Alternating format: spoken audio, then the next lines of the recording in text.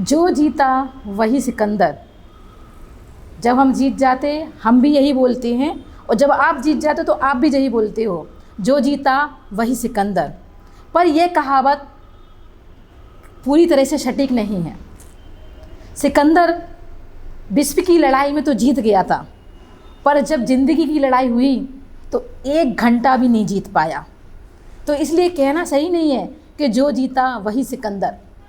Alexander Sikandar को हम सभी जानते हैं क्योंकि इसको दुनिया पर जीत फतेह करके दुनिया को 20 वर्ष की उम्र में राजा बन गए, 12 वर्ष तक शासन किया और यूनान से पाकिस्तान, ओलंपियास और फारस को जीत लिया।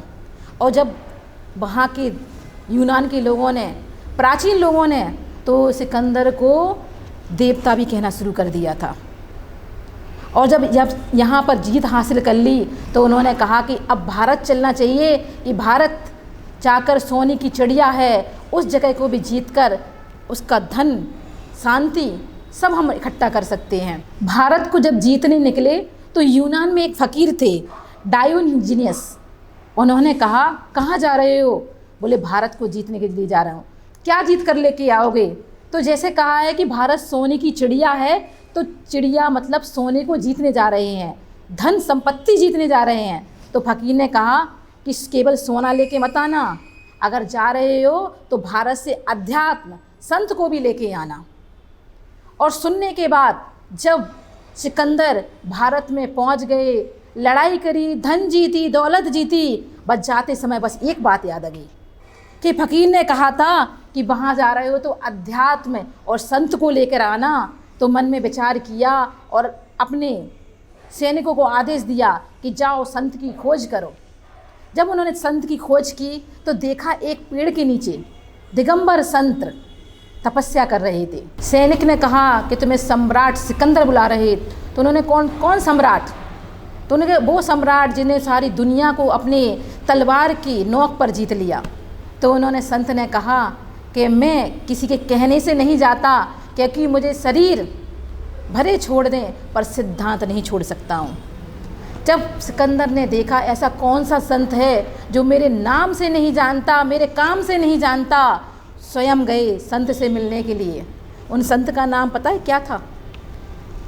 कल्याण मुनिराज, जो सुनने के बाद भी सिद्धांत की बात मानकर सिकंदर की बात नहीं मानी।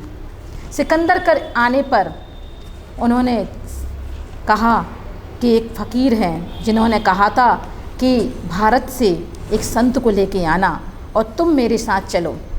तो संत ने पूछा सिकंदर से कि तुम क्या करोगे? इतनी लड़ाई जीत ली है, विश्व को जीत लिया है, धन को जीत लिया है, इसको लेकर क्या करोगे? इसको ले जाके क्या करोगे? तो उन्होंने कहा, मैं शांति से जीऊँगा। तो उन्होंने कहा, शांति से जीने के लिए दुनिया को जीतने की क्या ज़रूरत थी? अगर शांति से ही जीना है तो दुनिया को छोड़कर जिया जाता है, तब कहीं शांति प्राप्त होती है। एक बार सब छोड़कर देखो, शांति अपने आप मिल जाएगी। संत ने कहा, शांति साधनों से नहीं मिलती, शांति साधना से मिलती है। इसलिए सिकंदर जब संत के साथ गया और रास्ते में स्वास्थ्य खराब हो गया, तो वहाँ पर बात क्या चल रही थी? सिकंदर जब भूसे चला, साथ में हाली बिहाली थे, पास में पड़ी थी माया, पर दोनों हाथ खाली थे।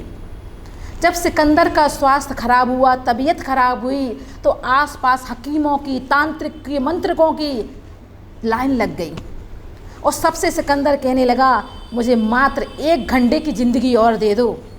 पर सभी ने सिर झुका लिए, 1 घंटे की ज़िंदगी भी नहीं दे पाए।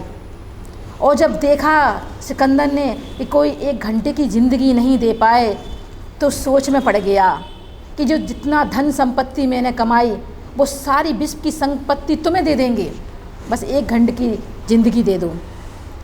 इतनी गिड़गड़ाने के बाद, कहने के बाद, भिखारी जैसी मन्नत मांगने के बाद भी 1 घंटे की ज़िंदगी हकीम वगैरह नहीं दे पाए, ना वैद्य दे पाए, ना तांत्रिक दे पाए, ना मांत्रिक दे पाए।